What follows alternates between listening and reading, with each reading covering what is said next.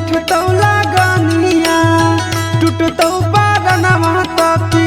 लाई दी हो पानिया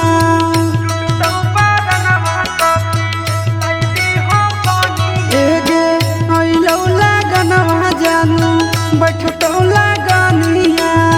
टूटतौ बारनवा तपी लाई दी हो पानिया तले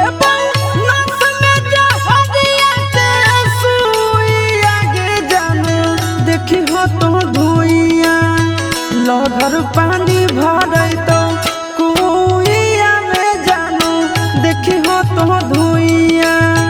लहर पानी भरई तो कुइया में जानू देखी हो तो धुइया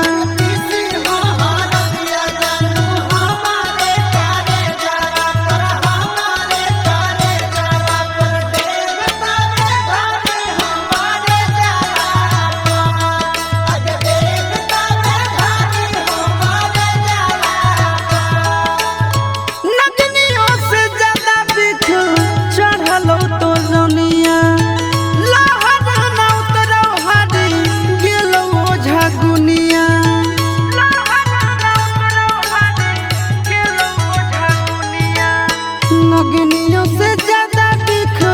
चढ़ल तो रनिया लहर न उतरौ हरी गेलो झगुनिया कि मोरा धरल रहबौ हम भुइया में जानू देखी हो तो धुइया लहर पानी भरई तो कुइया में जानू देखी हो तो धुइया लहर पानी